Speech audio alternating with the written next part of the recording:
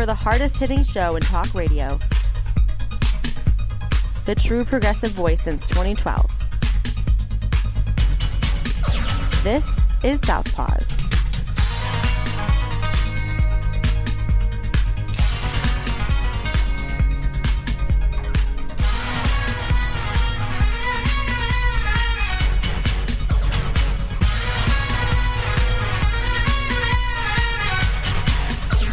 And welcome to Southpaws on the Pacifica Radio Network. We are the leaders of the revolution. I'm Darren Gibson.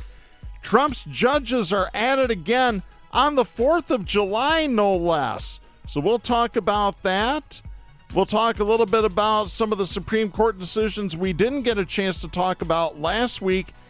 And a tie to the Ottawa County, Michigan Board of Commissioners to a Supreme Court case. That'll come up in our Hammer Time segment.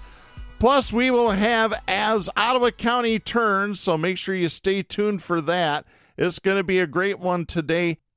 We have to talk about Newaygo, Michigan. Little bitty old Newaygo, Michigan, not too far from where I grew up, had their first Pride Festival, and of course, the right-wing lunatics came out of the woodwork to petition and to rally. And speaking of rallying, the idiots, the right-wingers, the evil, violent, conservative traitors hold a rally in Mount Pleasant, Michigan about election fraud. So we'll talk about that, unfortunately, again. So before we get to today's topics, a couple reminders. You can follow us on social media by going to facebook.com/Southpaws Radio Show. You can follow us on Twitter at Southpaws Radio. You can follow us on Tumblr at southpawsradioshow.tumblr.com. You can follow us on YouTube and Mastodon by doing a search for Southpaws Radio. And you can become a patron of the show by going to patreon.com/Southpaws Radio. You can listen to the show anytime at Apple Podcasts, Spreaker, Stitcher, Google Podcasts, Podcast Addict, Podvine, and Pandora by doing a search for Southpaws. Once you found our logo, you found us. We send links to our weekly episodes to our Facebook, Twitter, Tumblr, YouTube, and Mastodon accounts. You can listen to us on Global Community Radio Channel 1 every Saturday night at 11 Eastern, and you can listen to us on great Pacifica stations, including KCEI in Taos, New Mexico, and KZGM in Kabul, Missouri. And we want to give a special shout-out to our friends at Pacifica's flagship, WBAI New York City, for downloading our recent episode. We definitely appreciate that. We are going to tell you that if you listen to the podcast on YouTube, it's going to come out a day or two later because YouTube has now suspended our account for 1 week and has given us a strike over what they call a violation of COVID misinformation. We have never spread COVID misinformation on this show, ever. Believe me, I have filed an appeal with it. We'll see how far that gets. They need to stop having the bots do the work of actual humans because AI still doesn't know what the hell's going on. That might be another topic for another day. But let's get to this. We just celebrated the country's birthday. 4th of July was this past Tuesday. We are recording the show on Thursday, July 6th. And I have this story. This is Igor Derish writing for Salon. This is from July 5th. Listen to this, folks. Lying is now legal in the U.S. A federal judge in Louisiana on Tuesday ruled that the Biden administration likely violated the First Amendment by targeting COVID disinformation on social media and blocked the administration from having any contact with social media firms about discouraging or removing First Amendment protected speech. When the judges tell you that lies are protected speech, we're no longer in an actual democracy. We've gone into idiocracy. We really have. It's life imitating art now instead of art imitating life. It's crazy. District Court Judge Terry Doty, a Donald Trump appointee, go figure, issued a wide-reaching 155-page opinion in a lawsuit brought by Republican-led states on the July 4th holiday when most federal courts were closed. So we'll get to that too in just a moment here. Citing a range of topics that he said all were suppressed on social media at the behest of administration officials, including posts expressing opposition to COVID vaccines, masking, lockdowns, and the lab leak theory, as well as posts disputing the legitimacy of the 2020 election and posts pushing content related to Hunter Biden's laptop. The judge wrote this, quote, "During the COVID-19 pandemic, a period perhaps best characterized by widespread doubt and uncertainty, the United States government seems to have assumed a role similar to an Orwellian ministry of truth," end of quote. No, they're telling the truth.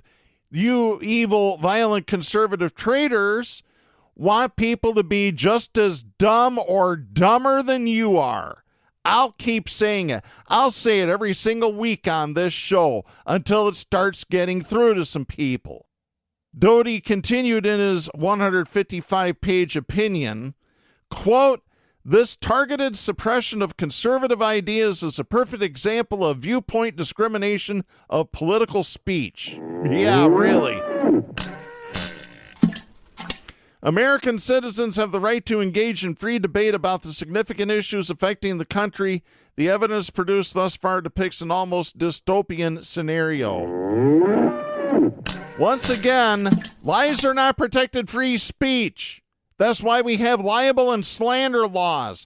That's why you can be sued for saying things that are libelous or slanderous to somebody. Slander spoken, libel is printed.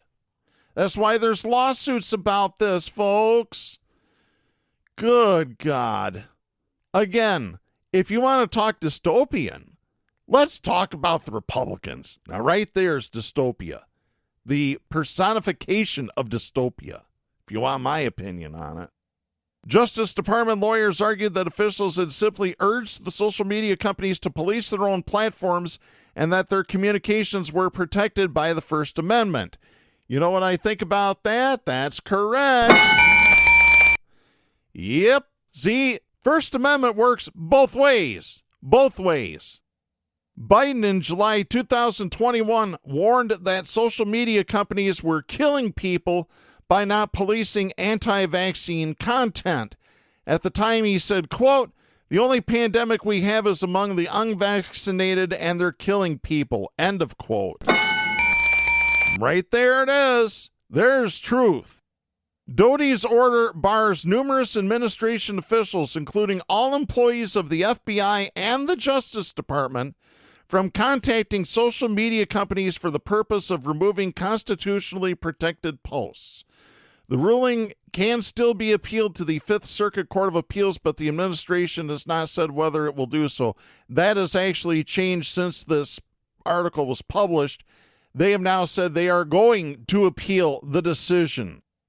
New York University law professor Ryan Goodman marveled at the judge's extraordinary and far-reaching order, noting that it carves out an exception for the administration to continue to contact companies about national security threats. Georgia State law professor Anthony Michael Kreese tweeted this, quote, "A federal judge telling willing parties they can't chat as a constitutional problem is mind-boggling stupid and an abuse of power," end of quote. Yeah, he's got that right. Unbelievable. Sherilyn Ifill, a civil rights attorney and former head of the NAACP Legal Defense Fund, said it was deranged and dangerous to label efforts to ask tech executives to act responsibly and publicly urging the need to end tech immunity as censorship. And I believe Sherilyn Ifill has been a previous guest on several Pacifica shows. She tweeted this, quote, "The evidence cited by the judge doesn't add up to government censorship. Unless the government is muzzled from calling out disinformation or reaching out to corporate leaders during a global emergency to ask for care and caution. But it's a nice setup for 2024 for Republicans," end of quote. Yes, she's got that right. MSNBC legal analyst Lisa Rubin wrote this, quote, This is a truly astonishing ruling that will compromise the health, safety, and yes, liberty of some so others can spread false, harmful information in the name of free speech. End of quote. She added this, quote, remember, no district judge issues a 155-page opinion on a federal holiday, much less July 4th, unless he intends to make a career-altering statement and craves major media attention. End of quote. Yeah, she's hit that right on the money. Yeah, the courts have been really disappointing to actual smart people the last week or two. So we might as well just get to our next segment. Stop. Hammer time. Oh, yeah, it's hammer time. It's time to drop the hammer on the douchebag of the week. Our winner this week, it has to do with the Supreme Court ruling about the graphic artist from Colorado. You're going to be in shock when you hear this. Our winner this week, Ottawa County Board of Commissioners Chair Joe Moss. What does he have to do about a case out of Colorado? I have this story. This is Sarah Leach writing for the Holland Sentinel. This is dated July 2nd. Sarah Leach and Mitchell Boatman have been doing a great job of covering the scandal that is the Ottawa County Board of Commissioners. A recent U.S. Supreme Court decision finding a Christian graphic artist from Colorado doesn't have to design wedding websites for same-sex couples received support from an Ottawa County far-right fundamentalist group, the founder of which filed an amicus brief. Ottawa County Board of Commissioners Chair Joe Moss retweeted from Ottawa Impact, a group he created in 2021. The tweet reads this way, quote, today the Supreme Court delivered a resounding victory for free speech and freedom of conscience with the decision in 303 Creative versus Elenis. The court affirmed all Americans' First Amendment rights to be free of government coercion when they speak and express themselves. End of quote. Yeah, really? Oh, my God. Moss has never responded to the Holland Sentinel's request for comment. That is, multiple requests on multiple topics. Moss filed an amicus brief that, while not directly supportive of graphic artist Lori Smith, argued that, quote, designers of custom websites and graphics are engaged in an expressive art and are entitled to the same protections under the First Amendment as artists using any other medium. Sadly, Democrat-controlled governments in states like Colorado and Michigan have adopted a controlling Marxist ideology, culminating in court cases like 303 Creative and Roush World. End of quote. Moss continues, quote, this leftist ideology results in harsh, punitive treatment of those who disagree. End of quote. No, if I had my way, you'd be getting harsh, punitive treatment. And it would not be, oh, my little feelings got hurt. No, you ought to have your ass kicked, Joey. The 38-year-old Hudsonville businessman owns and operates several web hosting companies.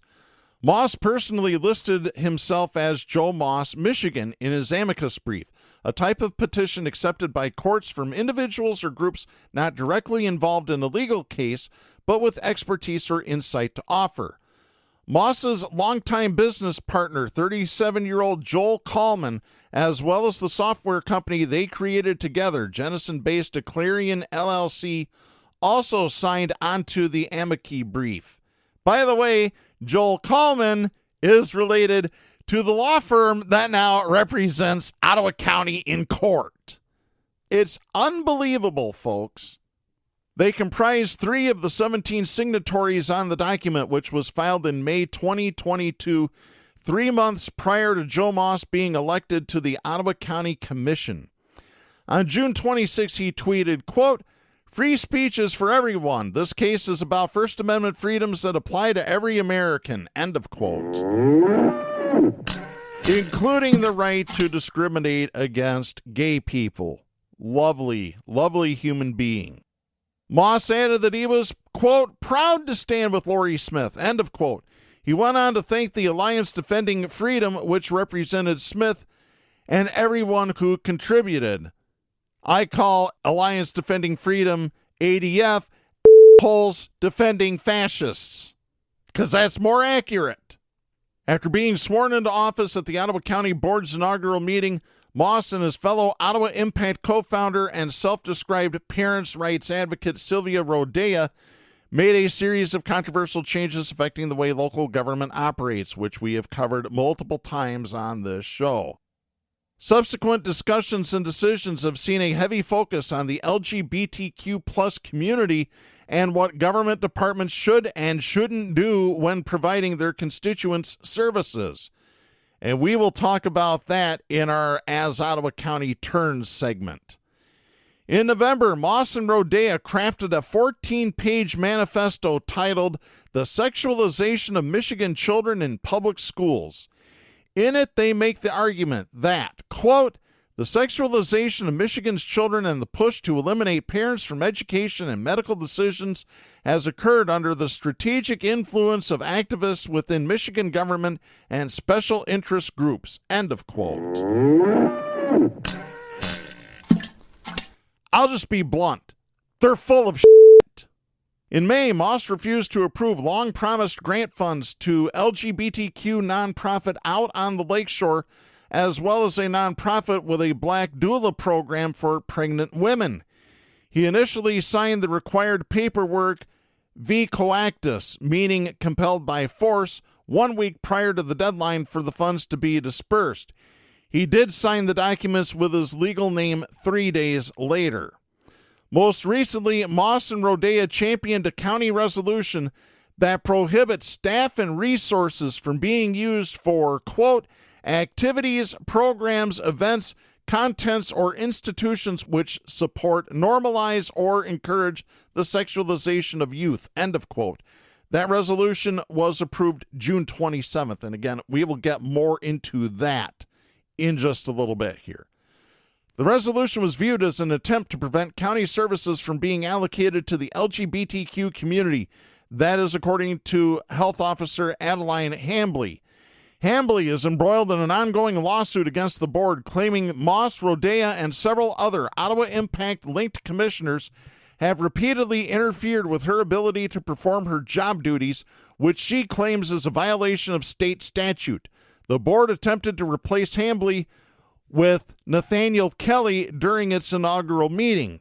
Kelly, by the way, is an HVAC tech who doesn't have any knowledge of any of this stuff and thinks that COVID is a hoax and that you need to take vitamins and do all that. He has no idea what he's doing. Just like the Ottawa Impact endorsed members of the Board of Commissioners. They don't have a clue. If you gave them a quarter to buy one, they still couldn't get one. In a prepared statement, June 28th, Hambley wrote this, quote, our staff has never provided services that sexualize or abuse children. The health officer has explicit legal authority and responsibilities under the Michigan Public Health Code to prevent disease, prolong life, and promote public health for everyone. These laws exist to ensure local public health is nonpartisan and acts without moral judgment in the duty to protect health. End of quote. During a report from Hambley before the Health and Human Services Committee on June 20th, several Ottawa Impact commissioners questioned the department's involvement in Pride Month events in Grand Haven and Holland, with Rodea going so far as to say the event was grooming children, a term used to refer to lowering a child's inhibitions with the goal to sexually abuse them. This is what her claim sounds like. It is bullshit that there's grooming going on. Allison Miedema, also an Ottawa Impact commissioner, said that by merely, quote, being in attendance, the department is promoting sexual promiscuity, end of quote, which could result in higher levels of sexually transmitted diseases. And Allison Miedema also, again, like her fellow commissioners, don't know what time of day it is, even if they wore a watch. Unreal. Hambley has vowed to continue to perform her duties as she deems appropriate to serve public health. She wrote this, quote, The Ottawa County Department of Public Health does not and will not discriminate against any group of people. We will continue to do our jobs to the best of our abilities within the framework of the laws of Ottawa County and the state of Michigan. End of quote. Screw Ottawa County, go with the state laws. Let the state come down hard on these jerks. Like I said, it's time for Lansing to intervene. One way or another, get them out. The recent Supreme Court decision was celebrated in conservative circles while simultaneously viewed as a setback for LGBTQ rights by progressives. But in the days since the 6-3 ruling with the 6 current conservative justices in the majority, questions have surfaced about whether the case in Littleton, Colorado was bolstered by fabricated information. Apparently there's no question about it anymore. They talked to the guy that was named in this. He wasn't gay. He's straight. He's married to a woman. This whole case is nothing but a house of cards. Period. End of story. Smith filed her case in 2016, arguing the state's anti-discrimination law prevented her from including a message on the website for her company, 303 Creative, that she wouldn't create wedding websites for gay couples. That's according to a report published by the Washington Post. Smith claimed to have received a request for a website for a man's upcoming same-sex wedding.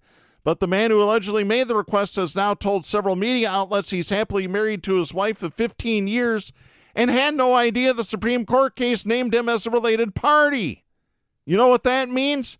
It means that, in my opinion, it's time for the U.S. Marshals to go to Littleton, Colorado, arrest this, the word I want to use, arrest her, drag her back, and put her in prison.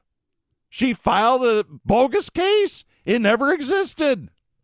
The request in dispute from a person identified as Stewart wasn't the basis for the federal lawsuit filed preemptively 7 years ago by Smith before she started making wedding websites at all. But as the case advanced, it was referenced by her attorneys when lawyers for the state of Colorado pressed Smith on whether she had sufficient grounds to sue. On Friday, Colorado Attorney General Phil Weiser, a Democrat, called the lawsuit a made-up case because Smith wasn't offering wedding website services when the suit was filed. Weiser didn't know the specifics of Stewart's denial, but said the nation's high court shouldn't have addressed the lawsuit's merits, quote, without any basis in reality, end of quote. Yeah, he's got that right. Lawyers for the state previously argued Smith hadn't been harmed by the law and moved to dismiss the case. As well, they should have. Her lawyers maintained Smith didn't have to be punished for violating the law before challenging it. So now we're going to just make things up as we go along. Yeah, right. Here we go. In February 2017, they said even though she didn't need a request in order to pursue the case, she'd receive one. They said, quote, any claim that Lori will never receive a request to create a custom website celebrating a same-sex ceremony is no longer legitimate because Lori has received such a request, end of quote, which she really didn't. It was bogus. It didn't exist. Smith's Supreme Court filings briefly mentioned she received at least one request to create a website celebrating the wedding of a same-sex couple. There didn't appear to be any reference to the issue in the court's decision. Justice Neil Gorsuch wrote the opinion for the majority. I don't know how he did that while he had his hand up in the air doing the Hitler salute. Here's what he wrote, quote, laws along these lines have done much to secure the civil rights of all Americans. But in this particular case, Colorado does not just seek to ensure the sale of goods or services on equal terms. It seeks to use its law to compel an individual to create speech she does not believe. End of quote. Yeah, at the expense of the rights of LGBTQ people to not be discriminated against. I'm sorry, your religion is not an excuse to punish other people. If it is, you've got the wrong religion. Unbelievable. So to Joe Moss for signing on to this pile of crap, we've got this message for you. Don't be a douchebag. Yeah, that's right. Joe, you can't even help it, can you? You were just born a douchebag and you've just gotten bigger over the years, right? I tell you what, the offer still stands, Joe. Boxing match for charity. I may not be able to whip cream with an outboard motor, but I know I could kick your little Weasley ass. Speaking of Weasley asses, we might as well just go right on into our next segment here. Oh, yeah. You know what that music means. Yes, you do. And now, Hoctor and Ramble present As Ottawa County Turns. Brought to you today by Regret Deodorant. It's strong enough for a man. So strong that you won't be able to put your arms down after you use it. That's pretty strong deodorant. Let me just tell you that. And before we get to it, speaking of deodorant, I haven't played this in a long time. My local listeners in Grand Rapids might remember this little thing that we did coming back to break. Yep. They're the deodorant of talk radio, helping you get rid of the smell of conservative mainstream media. Are you for real? Who writes this Oops. Kristen. Sorry, Darren. Now back to Southpaws with Darren, Jim, and Joe. Oh, yeah. For those of you that used to listen locally in Grand Rapids, you remember that. That was one of my best pieces of work right there. Southpaws is the deodorant to the stench of conservative mainstream media. Yep. All right, let's get to our first story in As Ottawa County Turns. Again, we go to Sarah Leach at the Holland Sentinel. This is dated July 3rd. This is some good news for a change. Ottawa County residents are taking official steps to alter the power structure on its Board of Commissioners, which is currently under the firm control of a far-right fundamentalist group that has made a series of controversial decisions in the 6 months it's been in power. On Monday, July 3rd, Park Township resident Larry Jackson filed a petition with the Ottawa County Clerk's Office to recall Commissioner Lucy Ebel from District 2. In a statement to local media, Jackson wrote, quote, "Since taking their oaths of office in January, the 6 members of the Board of Commissioners associated with the Ottawa Impact PAC have revealed their intention of dismantling those elements of county government they feel threatened by, regardless of public opinion." End of quote. Ebel is a member of Ottawa Impact, the group formed in 2021 over outrage at the county and state responses to the global COVID-19 pandemic. Hudsonville businessman Joe Moss and self-described parents' rights advocate Sylvia Rodea founded the group. Ebel did not respond to a request for comment from the Holland Sentinel sent Monday morning, but she eventually did respond. We'll get to that in just a little bit here. In 2022, Moss and Rodea targeted seats on the county board, recruiting like-minded candidates who agreed that traditional Republicans weren't enforcing true conservative policies. They successfully defeated enough incumbents in the August primary to win the majority. Ebel, who represents constituents in Holland Township and Park Township, defeated Republican incumbent Joe Bauman by 332 votes in the primary. She went on to face Democratic challenger Joe Spalding in the general election and won by 578 votes. Since taking office January 3rd, Ebel and other Ottawa Impact-linked commissioners have pushed through a series of controversial decisions, including firing the previous county administrator and former corporation counsel Doug Van Essen, as well as demoting the county health officer and eliminating the county's diversity, equity, and inclusion office.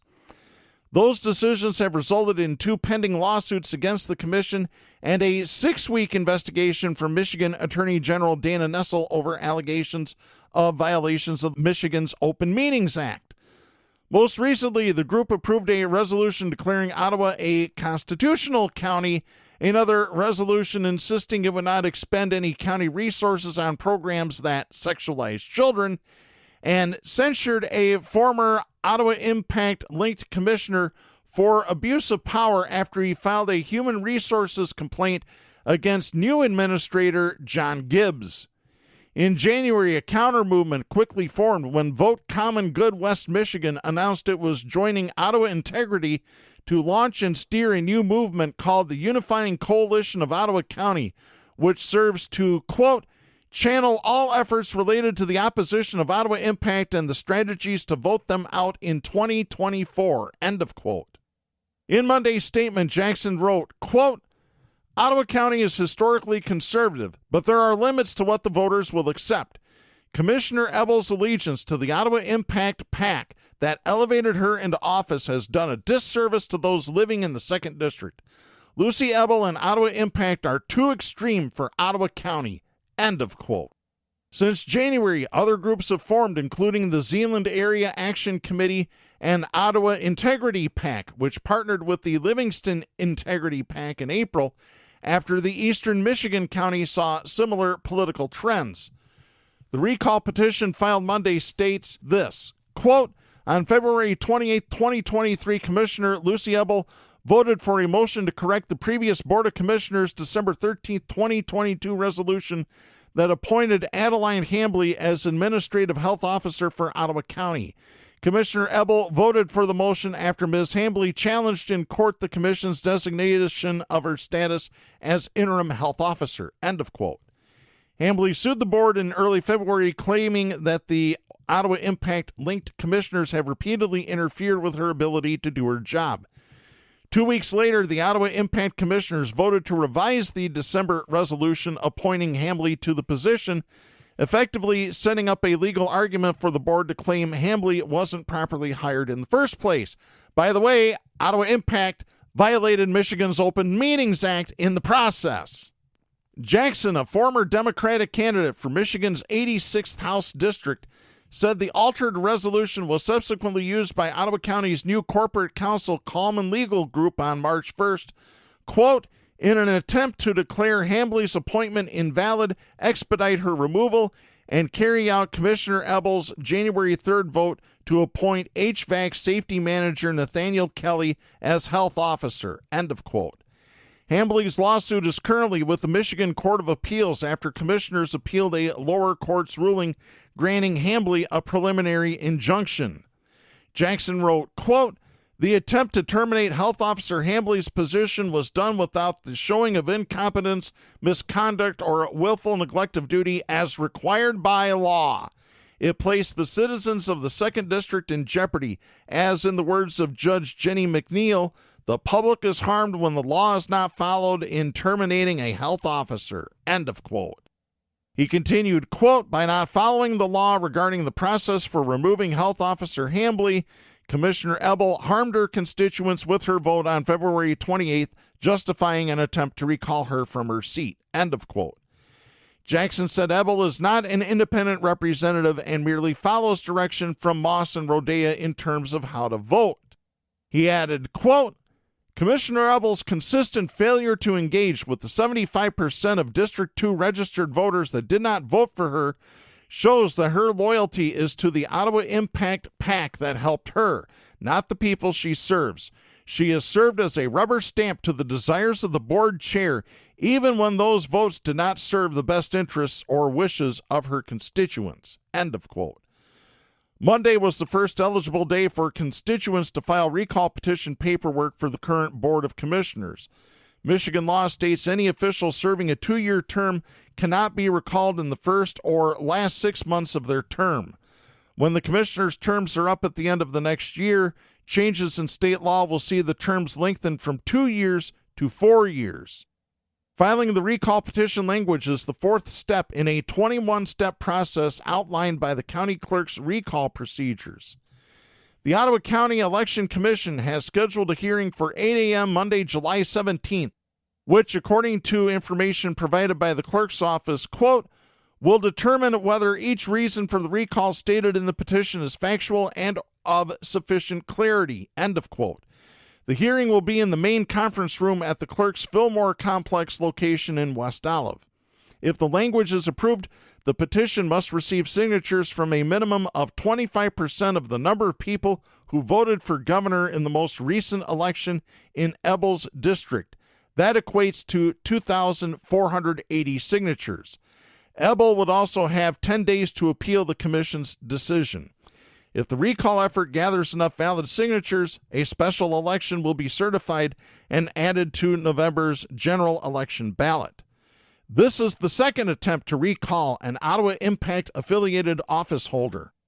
A recall effort for an Allendale Public Schools Board of Education representative was delayed for a second time on June 20th after petition language was rejected by the County Election Commission. Allendale resident Janine Gasper filed revised petition language on June 9th for the recall of the board's vice president, Anna Hendricks.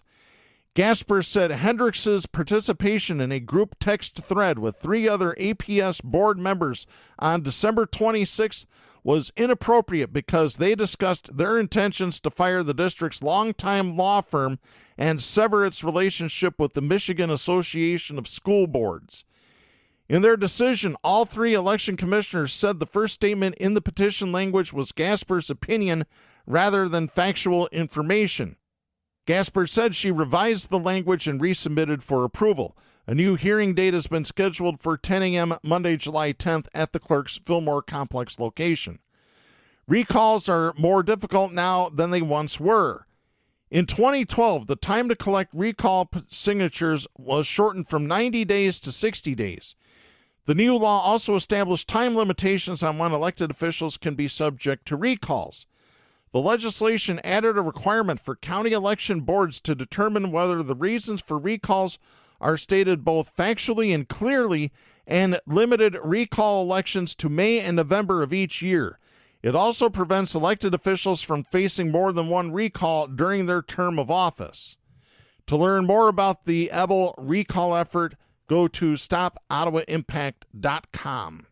We appreciate you doing that if you go there. Yeah, it was done in 2012 when guess who was in control of Lansing? It wasn't the Democrats. It was the Republicans. And the Democrats need to rewrite this language without the Republicans' input in it. Just like they did with the budget, just like they've done with everything else. Screw the Republican Party. They're a bunch of evil, violent, conservative traitors that don't care about anybody else but their rich corporate overlords. So since the petition has been filed, there's been an update. This is Matt Witkos writing for WXMI Television. This is dated July 5th. Division continues to grow in Ottawa County. Now there's pushback against the effort to recall Commissioner Lucy Ebel. Propósito, a Latino-based organization in Michigan, held a press conference Wednesday to show their support for Ebel, calling the recall racially targeted because Ebel is the only Latino commissioner. You know what I have to say about that? No, she's being recalled because she's incompetent. Propósito State Director Cindy Amante said, quote, "We just want to bring it to everybody's attention what's happening here. We want to make sure that the Latino community understands that, you know, if Lucy gets recalled, if all this goes through, we've lost our voice on this board." End of quote. No, you haven't. Ebel spoke at the press conference, thanking her supporters and promising to lean on her faith through this time. She said, quote, "Jesus is Lord over Ottawa County," end of quotes. Bullshit! She urged her dozens of supporters present to repeat her declarations. Quote, "I speak life to Ottawa County," end of quote. No, you don't. Ebel stood alongside Propósito, a group that helps support the Hispanic community through education and other activities to thrive in America. Well, then I guess the people running that group don't know what they're doing either. They're evil, violent, conservative traitors that once again want to make other people as dumb or dumber than they are. The gathering came just 2 days after a constituent in Ebel's district filed paperwork to recall her. She added, quote, "I have a deep respect for freedom and the American dream." No, you don't. "I'm disappointed that this group of individuals has decided to start the recall process against me." End of quote. Lady, cry me a river. Please cry me a river.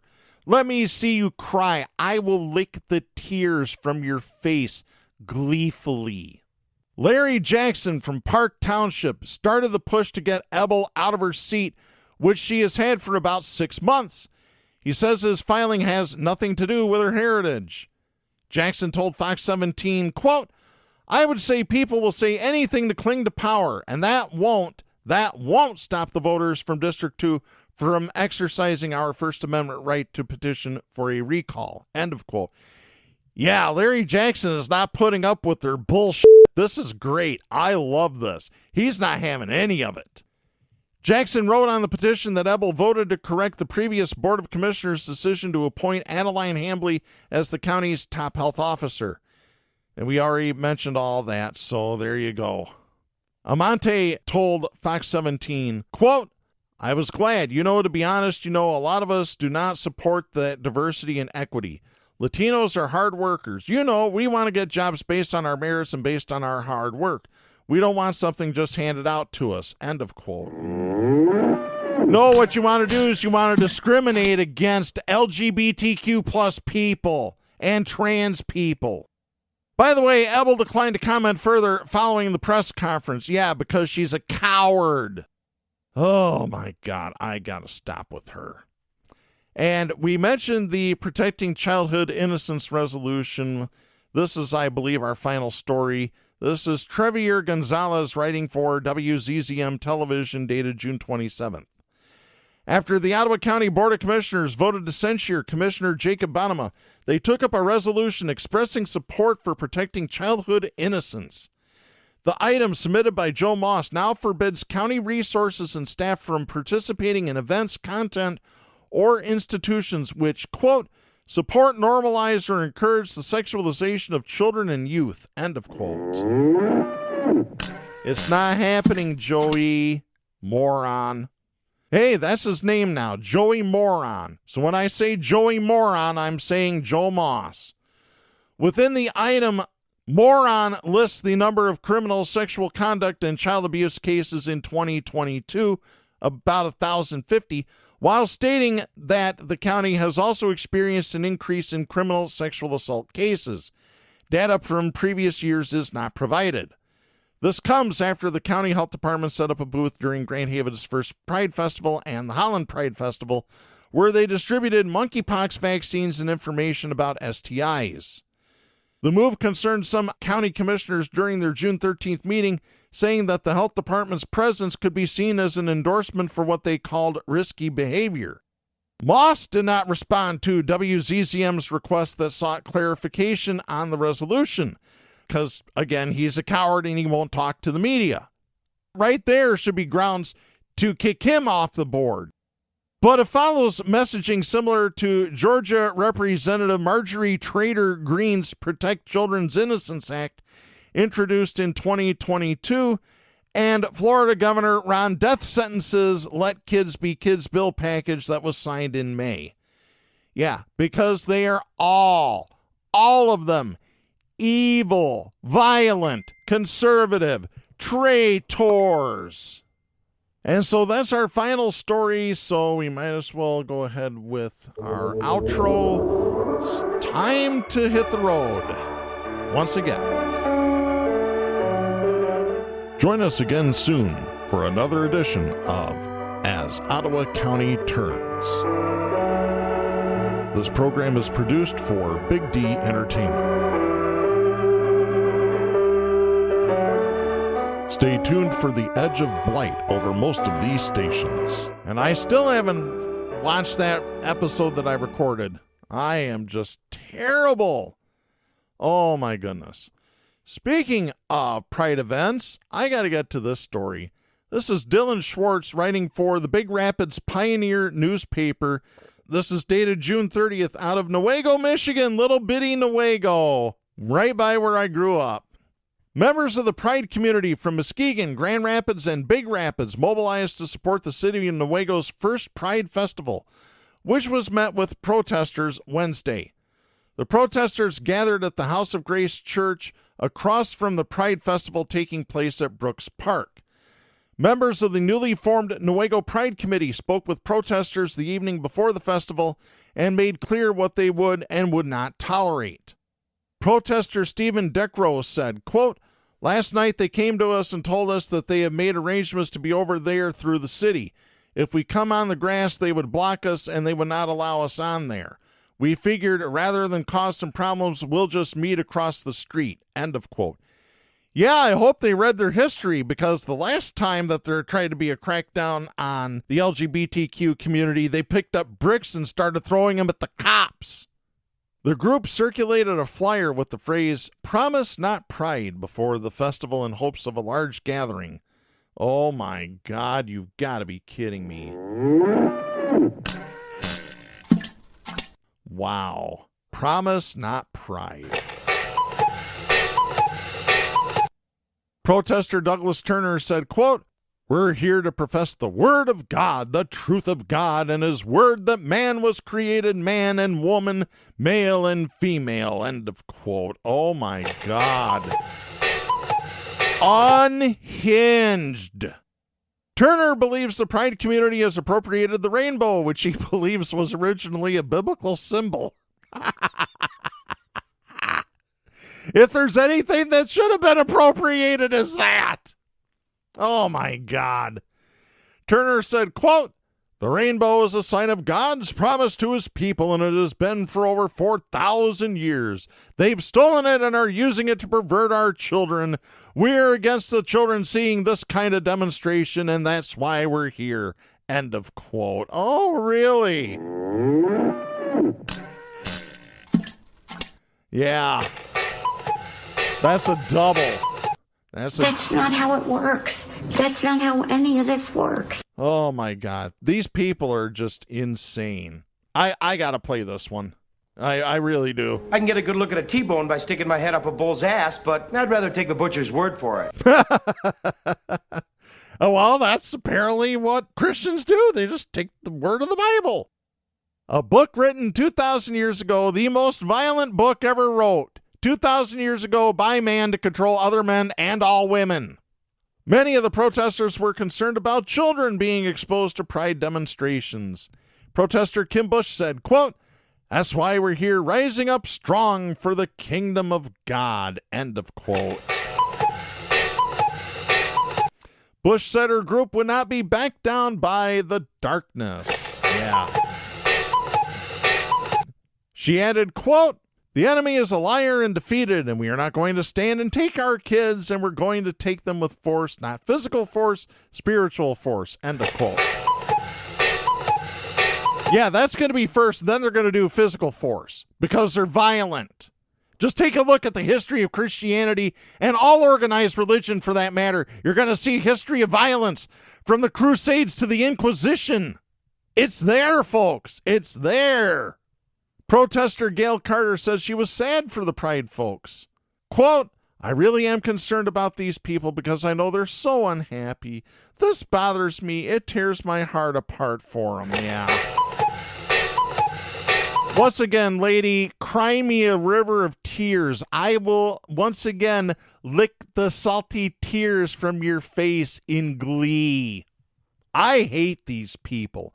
I really do. This is why I am an atheist. This is exactly why I am an atheist. Because I hate these people. A bunch of judgy sons of bitches. They don't even read their own book. Carter said she was there in support of the pride folks. Quote, it isn't about me changing them at all. All I can do is pray that God can change them. End of quote. Protester Barbara Fox said, quote, we are all sinners, but for the grace of God and the blood of Jesus, I would have no future, and I'd love to share a positive, wonderful future with my friends across the street. End of quote. That line about the blood of Jesus, that reminds me of something George Carlin said. Take a listen. Hey, if you read history, you realize that God is one of the leading causes of death. Has been for thousands of years. Hindus, Muslims, Jews, Christians, all taking turns killing each other because God told them it was a good idea. The sword of God, the blood of the Lamb, vengeance is mine. Millions of dead motherfuckers. Millions of dead motherfuckers, all because they gave the wrong answer to the God question. You believe in God? No. Dead. You believe in God? Yes. You believe in my God? No. Boom, dead. My God has a bigger dick than your God.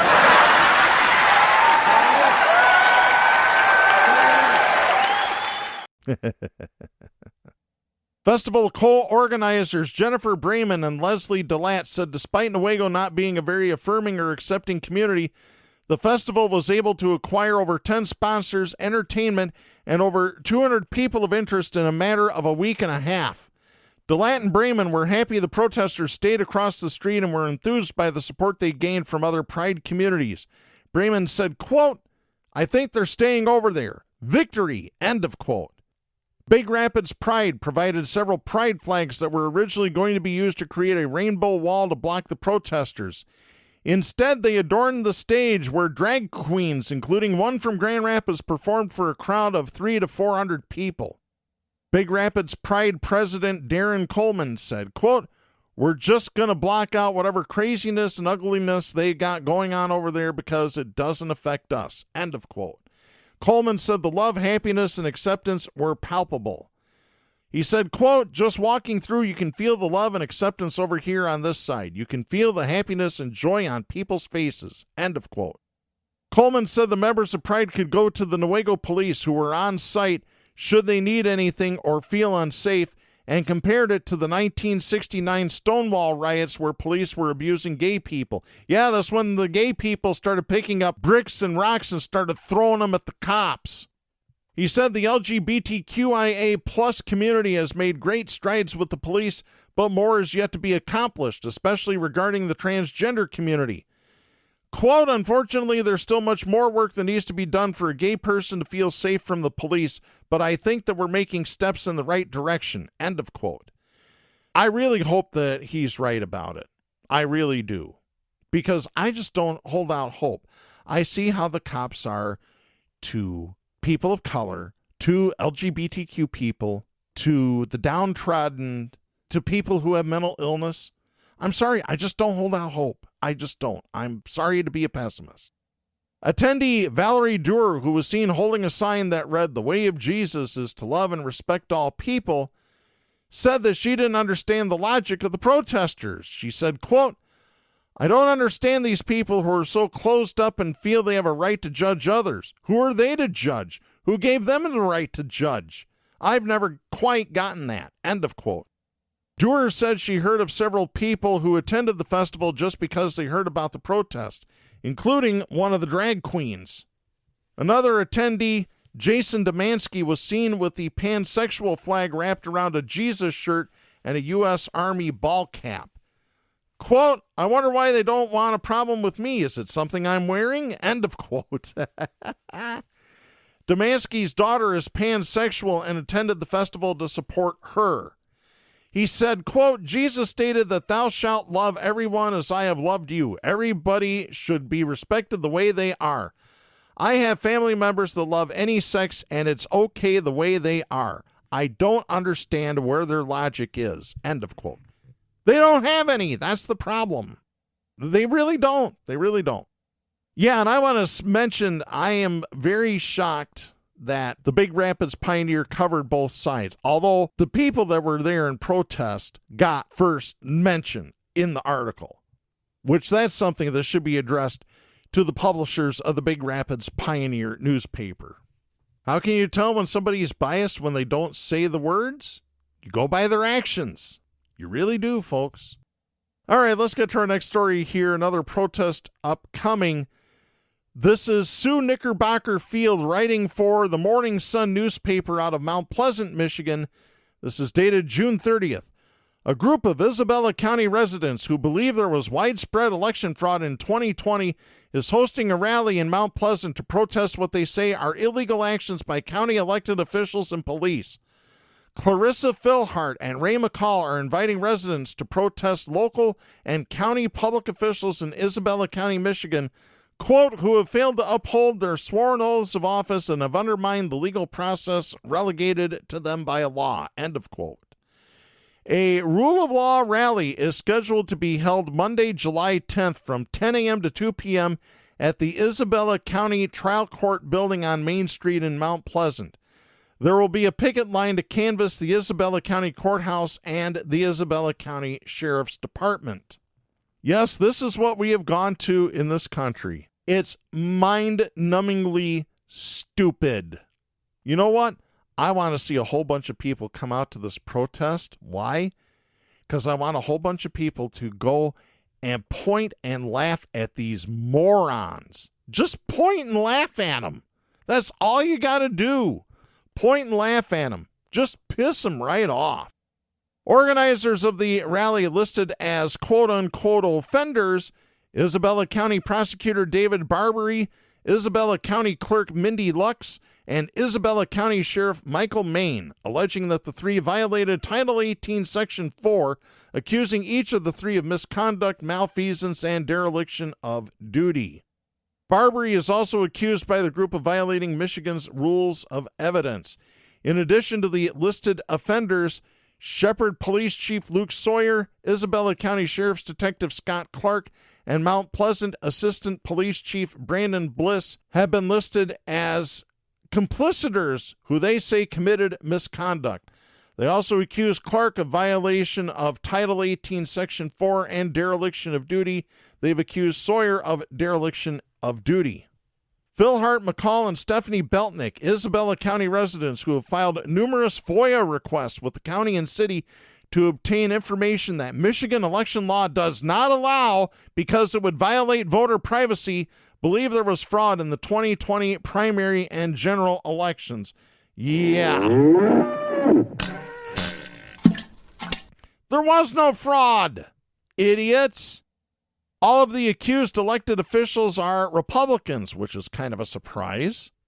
When contacted via social media messaging Thursday, Beltnick first said there was too much information to provide in an email, and later, when told the information must be in writing, said she had, quote, zero faith that this will be represented correctly, end of quote, and did not respond to a request to explain why the group doesn't file a lawsuit or explain to the Morning Sun how the fraud occurred.